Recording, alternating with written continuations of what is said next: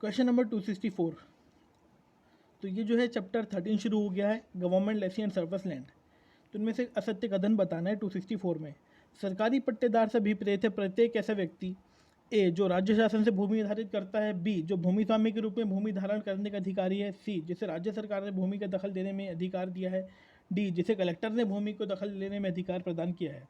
तो इसका आंसर जो है गलत है, जो है बी है। बी जो है वो क्योंकि भूमि स्वामी है, वो सरकारी पट्टेदार नहीं है। सरकारी पट्टेदार वो लोग होते हैं जिनको शासन ने ज़मीन लीज पर दी है, किराए पर दी है, लेकिन जो भूमि स्वामी है वो इस कैटेगरी में नहीं आता, इसलिए इसका आंसर बी गलत है। बाकी तीन सही है, ए, सी और डी। Next question number 265। निम्नलिखित को भूमि का पट्टा समझा जाएगा। तो इसका आंसर है सी, किसी ऐसे ठहराव को जिसके लिए कोई व्यक्ति द्वारा भूमि को भूमि की उपज या कोई विनिर्दिष्ट अंग है की शर्त पर भूमि स्वामी की किसी भूमि पर खेती करता है। यानी कि ऐसा कोई व्यक्ति जिसको आपने ज़मीन किराए पर दी है, यानी ऐसा कोई व्यक्ति जिसको आपने ज़मीन दी और बोला कि तुम भैया खेती करो इस पर और जो उपज होगी उसका आधा मुझे देना, तो ये जो एग्रीमेंट है ये लीज के अंतर्गत आएगा। अब नेक्स्ट क्वेश्चन है 266। निम्नलिखित में से किस धारा में सरकारी पट्टेदार के अधिकारों तथा दायित्व का प्रावधान किया गया है? तो उसका आंसर है 182 में किया गया है। Next question number 267। शासकीय पट्टेदार तो उसको उसकी भूमि से राजस्व फिर से रिपीट कर देता हूँ। Question number 267। शासकीय पट्टेदार को उसकी भूमि से राजस्व अधिकारी के आदेश द्वारा निम्नलिखित में से किस आधार पर बेदखल या निष्कासित किया जा सकता है? Basically question is asking whether how can a government evict its tenant, यानी कि आपको जैसे कि टीनेंट को बाहर करना है, एविक्ट करना है, उसी तरीके से सरकारी टीनेंट को भी एविक्ट कर सकते हो। कि कब एविक्ट करोगे? जब वो किराया ना दे, और या तो वो आपको मिसयूज़ करे ज़मीन का, या फिर क्या हो लीज का जो पीरियड है वो ख़त्म हो गया हो। तो सेम वही कंडीशन यहाँ भी दी गई है। ए बी सी करेक्ट है, तो जो डी है सभी करेक्ट होगा फिर इस हिसाब से। क्वेश्चन फिर से मैं रिपीट कर देता हूँ। 267 ये बोल रहा है कि शासकीय पट्टेदार मतलब ऐसा कोई व्यक्ति जिसे गवर्नमेंट ने ज़मीन लीज पर दी है, उसको निष्कासन कर रहा है। तो क्या ग्राउंड है निष्कासन करने के, यानी कि एविक्ट करने के क्या क्या ग्राउंड है? तो इसका आंसर है डी, सभी ग्राउंड है। Next question number 268। यदि शासकीय पट्टेदार द्वारा लगान या 3 मास की कालावधि तक भुगतान नहीं किया गया है तो उसे किसके द्वारा भूमि में से बेदखल किया जा सकता है? तो इसका आंसर है कलेक्टर के आदेश से। बेसिकली जो जनरल प्रैक्टिस है उसमें यह है कि कलेक्टर के आदेश से ही किसी को ज़मीन का पट्टा मिलता है तो ऑब्वियसली कलेक्टर ही उसको खाली कराने की पावर रखेगा। Question number 269। अलुवियन एंड डिलुवियन जो है ये शुरू हो गया है। अलुवियन मतलब जब कोई तालाब के पास ज़मीन होती है, तालाब सूखता है तो ज़मीन का एरिया बढ़ जाता है, जब बारिश होती है तालाब बड़ा हो जाता है और ज़मीन का एरिया छोटा हो जाता है। तो इस संबंध में प्रावधान कहाँ दिया गया है? डिफाइन कहीं भी नहीं किया गया, प्रावधान धारा 203 में दिया गया है। तो 269 का ए करेक्ट है। उपबंध जो है 203 में किया गया है, धारा 203 में। Next question number 270। निम्नलिखित में से किस अधिकारी को यह शक्ति होगी कि वह जले निम्नलिखित में से किस अधिकारी को यह शक्ति होगी कि वह जलोढ़ भूमि के वितरण से संबंधी किसी भी ऐसे विवाद को जो भूमि का दावा करने वाले विभिन्न भूमि स्वामियों के बीच उत्पन्न हुआ है विनिश्चित करेगा? तो इसका आंसर है बी, उपखंड अधिकारी एसडीओ। एसडीओ जो है वो ऐसे ज़मीनों का जो जलोढ़ या जल प्लावन में बढ़ गई या कम हो गई हैं उसका जो डिस्प्यूट सेटलमेंट है वो सब डिविजनल ऑफिसर करता है। Next question number 271। निम्नलिखित में से किस अधिकारी को इस संहिता के अधीन बनाए गए नियमों के अधीन रहते हुए शक्ति होगी कि वह भू राजस्व में ऐसी समस्त वृद्धि और कमी जो इस संहिता के अधीन अपेक्षित है निर्यात कर सके? यानी कि लैंड रेवेन्यू घटा बढ़ा कौन सकता है एलुवियन या डिलुवियन के मैटर में? आंसर है उपखंड अधिकारी। Question number 272। निर्धारण करने तथा विवादों को विनिश्चित करने की शक्ति के संबंध में प्रावधान किया गया है। असेसमेंट और डिस्प्यूट सेटलमेंट पहली बात करता कौन है? एलुवियन और डिलुवियन के संबंध में एसडीओ करता है। इसको पावर कहाँ मिली है? तो इसका आंसर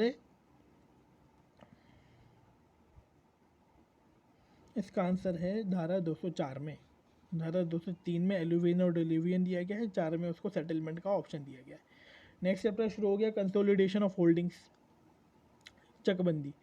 क्वेश्चन नंबर 273। निम्नलिखित में से किस धारा में खातों की चकबंदी एवं चकबंदी अधिकारी को परिभाषित किया गया है? तो इसका आंसर है आंसर है ए, धारा 205। Question number 274। चकबंदी अधिकारी से अभिप्राय ऐसा राजस्व अधिकारी है जो, इसका आंसर है बी, तहसीलदार से निम्न पद का ना हो। Next question 275। निम्नलिखित में से कौन स्वप्रेरणा से चकबंदी अधिकारी को यह निर्देश देगा कि वह किसी ग्राम के खातों की चकबंदी साध्य होने के बारे में जांच करे? यानी कि ऐसा कौन सा ऑफिसर है जो ऑर्डर देगा कि वेरीफाई करो कि गांव में चकबंदी प्रोसीडिंग इनिशिएट की जा सकती है या नहीं। तो ऐसा कौन ऑफिसर है? इसका आंसर है ए कलेक्टर। अरे इसका ऑप्शन है सी कलेक्टर। ए तो तहसीलदार लिखा है, सी कलेक्टर है इसका ऑप्शन। नेक्स्ट क्वेश्चन नंबर 276, क्या सही है? इसका आंसर है बी। निम्नलिखित में से ये सत्य है कि चकबंदी की कार्रवाई में चकबंदी अधिकारी द्वारा पारित नामांतरण आदेश चकबंदी की योजना का अंग नहीं होता है। अब ये क्वेश्चन थोड़ा सा मुझे सही नहीं लग रहा है। इसके बारे में मैं ये आपको इसके बारे में आप खुद वेरीफाई करके कमेंट में मुझे बताएं। नेक्स्ट क्वेश्चन नंबर 277, यदि कलेक्टर द्वारा संहिता के अधीन चकबंदी अधिकारी द्वारा की गई सिफारिश पर विचार करने के बाद चकबंदी की योजना के संबंध में आदेश पारित किया गया है तो उस आदेश के विरुद्ध निम्नलिखित में से किसके समक्ष पुनरीक्षण किया जा सकता है जो अंतिम होगा? क्वेश्चन कह रहा है बेसिकली कि कलेक्टर ने आदेश पारित कर दिया चकबंदी के अंतर्गत, अब उसकी रिवीजन कहाँ होगा? कलेक्टर का रिवीजन किसको जाता है? कमिश्नर को जाता है। तो इसका आंसर क्या हो गया? कमिश्नर, आयुक्त, मतलब कि बी। क्वेश्चन नंबर 278, यदि चकबंदी की किसी योजना के कार्यान्वित करने के प्रयोजन के लिए राज्य सरकार किसी भूमि को विनिमय द्वारा अन्यथा अंतरित किया जाना आवश्यक हो तो निम्नलिखित में से कौन ऐसा कर सकेगा? ट्रांसफ़र या अदरवाइज प्रॉपर्टी का एक्सचेंज ज़रूरी है तो कौन सा ऑफिसर कर सकता है? आंसर है चकबंदी अधिकारी कर सकता है। नेक्स्ट क्वेश्चन नंबर 279, चकबंदी की किसी योजना को कार्यान्वित करने के प्रयोजन के लिए अंतरण या प्रभावित करने के लिए लिखत आवश्यक नहीं होगी। Option B is correct. Question number 280, यदि चकबंदी की योजना के अंतर्गत लिए गए किसी भूमि स्वामी के खाते पर किसी पट्टे बंधक या अन्य विलंगम का भार विद्यमान है तो ऐसा पट्टा विलंगम या बंधक, यानी कि चकबंदी हो रही है, खातों को जो है एक्सचेंज ट्रांसफ़र किया जा रहा है और पता चलता है किसी एक खाते पर किसी एक ज़मीन पर लोन लिया हुआ है तो वो जो लोन है उसका क्या होगा? तो उसका आंसर है बी। लोन ज़मीन तो अंतरित हो जाएगी और वह योजना के अधीन उसे आवंटित किए गए खाते या उसे ऐसे भाग से संबंध हो जाएगा मतलब जो भी चार्ज है, जो भी भार है ज़मीन पर, वो ज़मीन के साथ ट्रांसफ़र हो जाएगा और जो नई ज़मीन मिली उस पर आ जाएगा। इस कंसेप्ट को समझने के लिए आपको चकबंदी समझना थोड़ा ज़रूरी है। Next question number next chapter start हो गया विलेज ऑफिसर्स। ये जो है चैप्टर 17 है। क्वेश्चन नंबर 281 क्या कहता है? ग्राम पटेल की नियुक्ति की जाती है। आंसर है कलेक्टर द्वारा नियुक्ति की जाती है, ए। क्वेश्चन 282, कौन प्रत्येक ग्रामों के लिए पटेल नियुक्त कर सकेगा? अभी अभी पढ़ा, सी आंसर कलेक्टर करेगा। 283 क्वेश्चन, किसी गांव में 2 या अधिक पटेल हों तो निम्नलिखित में से कौन पटेल के पद के कर्तव्यों का वितरण कर सकेगा? यानी कि एक गांव में 2 से ज़्यादा पटेल हैं, उनके ड्यूटी को कौन डिवाइड करेगा? तो आंसर है कलेक्टर करेगा। पटेल का पारिश्रमिक शासन द्वारा बनाए गए नियमों के अधीन कौन देगा? इसका आंसर भी कलेक्टर देगा है, सी ऑप्शन करेक्ट। 25, MPLRC के अंतर्गत नियुक्त पटेल का निम्न में से कौन सा कर्तव्य नहीं है? इसका कर्तव्य भू अभिलेख रखना नहीं है। भू अभिलेख रखना किसका कर्तव्य है? कमिश्नर लैंड रिकॉर्ड का। क्वेश्चन नंबर 26, संहिता की निम्नलिखित में से किस धारा में पटेलों की नियुक्ति का प्रावधान किया गया है? इसका आंसर आसान, याद करना आसान है, 222 में दिया गया है, तो ऑप्शन ए करेक्ट हो जाता है, धारा 222। क्वेश्चन नंबर 287, धारा 258 के अधीन बनाए गए नियमों के अधीन रहते हुए पटेल को उसके पद से नियुक्त व हटाया जा सकेगा। कौन हटा सकता है? जब अपॉइंट कलेक्टर कर रहा है तो हटा भी कलेक्टर ही सकता है। 27 का 20 करेक्ट। क्वेश्चन नंबर 288, निम्नलिखित में से कौन धारा 258 के अधीन बनाए गए नियमों के अधीन रहते हुए किसी पटेल को पद से हटा सकेगा? ऑब्वियसली अभी भी पढ़ा, कलेक्टर आंसर है। क्वेश्चन नंबर 289, यदि कोई पटेल जो MPLRC की धारा 224 के अंतर्गत सौंपे गए कर्तव्यों का पालन ना करे तो कौन उसे 1000 का अर्थदंड दे सकता है? पनिशमेंट तहसीलदार दे सकता है, तो इसलिए इसका आंसर ए करेक्ट है, तहसीलदार। अगर पटेल ने कोई जॉब उसकी सही से नहीं की और ड्यूटी फॉलो नहीं करी तो उसे तहसीलदार 1000 रुपये तक का जुर्माना देने के लिए बाध्य कर सकता है। क्वेश्चन नंबर 290, 1 ग्राम का पटेल संहिता की धारा 224 के अधीन सौंपे गए कर्तव्य का पालन करने में अपेक्षा करना पाया गया दंडित करेगा। अभी अपन ने पढ़ा, इसका आंसर है डी, तहसीलदार।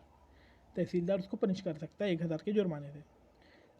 291, संहिता की निम्नलिखित में से किस धारा में प्रतिस्थानी यानी कि सब्स्टिट्यूटेड पटेल की नियुक्ति का प्रावधान किया गया है?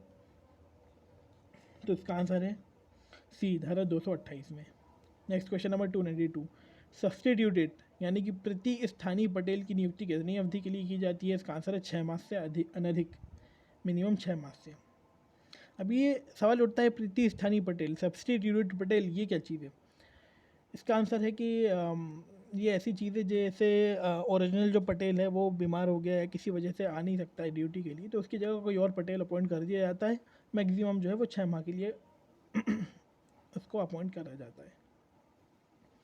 नेक्स्ट क्वेश्चन नंबर 239, पटेल अपने कर्तव्यों का पालन करने में अस्थायी रूप से असमर्थ होता है तो कौन उसे 6 माह से अनधिक कालावधि के लिए अस्थायी पटेल नियुक्त कर सकेगा? अस्थायी पटेल जो है SDO नियुक्त कर सकता है। 293 का बी इज करेक्ट।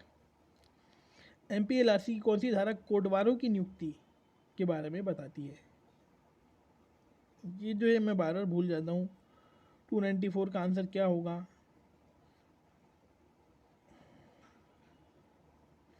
इसका कोई ट्रिक बताइए आप लोग मुझे, मैं कैसे याद रखूँ? ये 230 में कोटवार बताए गए हैं। तो इसका आंसर है बी, 294 का बी।